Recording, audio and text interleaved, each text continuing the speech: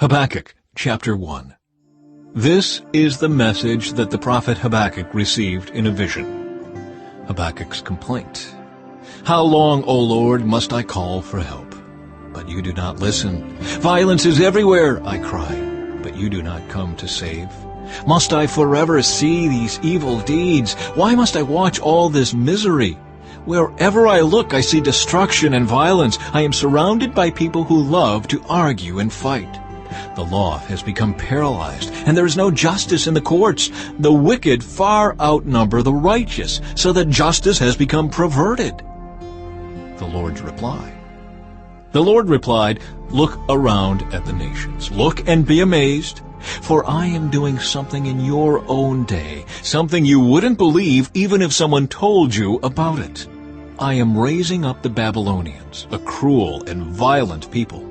They will march across the world and conquer other lands. They are notorious for their cruelty and do whatever they like. Their horses are swifter than cheetahs and fiercer than wolves at dusk. Their charioteers charge from far away. Like eagles they swoop down to devour their prey. On they come, all bent on violence. Their hordes advance like a desert wind, sweeping captives ahead of them like sand. They scoff at kings and princes, and scorn all their fortresses. They simply pile ramps of earth against their walls and capture them. They sweep past like the wind and are gone. But they are deeply guilty, for their own strength is their God. Habakkuk's second complaint. O Lord, my God, my Holy One, you who are eternal, surely you do not plan to wipe us out. O Lord, our rock, you have sent these Babylonians to correct us, to punish us for our many sins. But you are pure and cannot stand the sight of evil. Will you wink at their treachery? Should you be silent while the wicked swallow up people more righteous than they? Are we only fish to be caught and killed? Are we only sea creatures that have no leader? Must we be strung up on their hooks and caught in their nets while they rejoice and celebrate?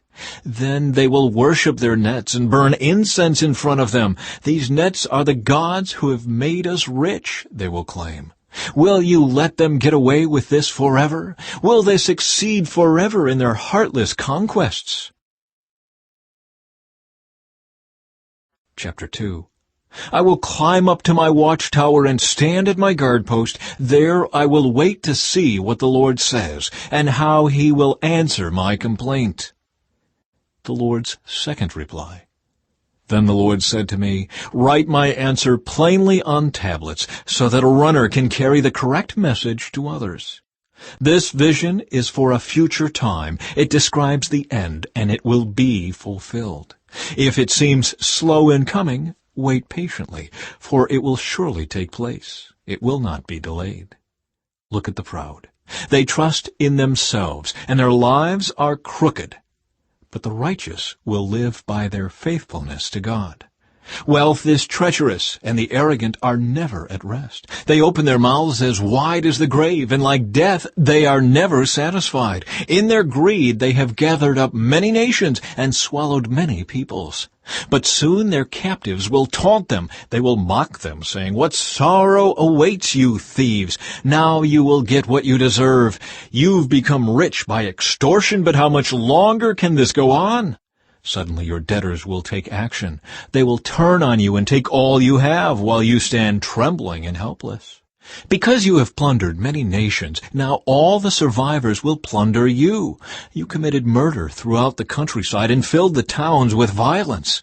What sorrow awaits you who build big houses with money gained dishonestly. You believe your wealth will buy security, putting your family's nest beyond the reach of danger. But by the murders you committed, you have shamed your name and forfeited your lives. The very stones in the walls cry out against you, and the beams in the ceilings echo the complaint. What sorrow awaits you who build cities with money gained through murder and corruption? Has not the Lord of heaven's armies promised that the wealth of nations will turn to ashes? They work so hard, but all in vain. For as the waters fill the sea, the earth will be filled with an awareness of the glory of the Lord. What sorrow awaits you who make your neighbors drunk. You force your cup on them, so you can gloat over their shameful nakedness. But soon it will be your turn to be disgraced. Come, drink, and be exposed. Drink from the cup of the Lord's judgment, and all your glory will be turned to shame. You cut down the forests of Lebanon. Now you will be cut down. You destroy the wild animals, so now their terror will be yours. You committed murder throughout the countryside and filled the towns with violence. What good is an idol carved by man, or a cast image that deceives you? How foolish to trust in your own creation, a God that can't even talk.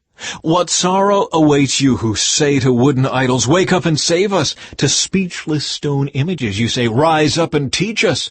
Can an idol tell you what to do? They may be overlaid with gold and silver, but they are lifeless inside. But the Lord is in his holy temple. Let all the earth be silent before him. Chapter 3. Habakkuk's Prayer. This prayer was sung by the prophet Habakkuk. I have heard all about you, Lord. I am filled with awe by your amazing works. In this time of our deep need, help us again as you did in years gone by. And in your anger, remember your mercy. I see God moving across the deserts from Edom, the Holy One coming from Mount Paran. His brilliant splendor fills the heavens, and the earth is filled with his praise. His coming is as brilliant as the sunrise. Rays of light flash from his hands, where his awesome power is hidden. Pestilence marches before him. Plague follows close behind. When he stops, the earth shakes. When he looks, the nations tremble. He shatters the everlasting mountains and levels the eternal hills. He is the Eternal One.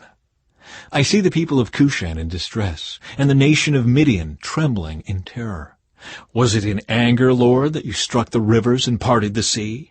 Were you displeased with them? No, you were sending your chariots of salvation. You brandished your bow and your quiver of arrows. You split open the earth with flowing rivers. The mountains watched and trembled. Onward swept the raging waters. The mighty deep cried out, lifting its hands to the Lord. The sun and moon stood still in the sky as your brilliant arrows flew and your glittering spear flashed. You marched across the land in anger and trampled the nations in your fury. You went out to rescue your chosen people, to save your anointed ones. You crushed the heads of the wicked and stripped their bones from head to toe. With his own weapons you destroyed the chief of those who rushed out like a whirlwind, thinking Israel would be easy prey. You trampled the sea with your horses, and the mighty waters piled high. I trembled inside when I heard this. My lips quivered with fear. My legs gave way beneath me, and I shook in terror. I will wait quietly for the coming day, when disaster will strike the people who invade us.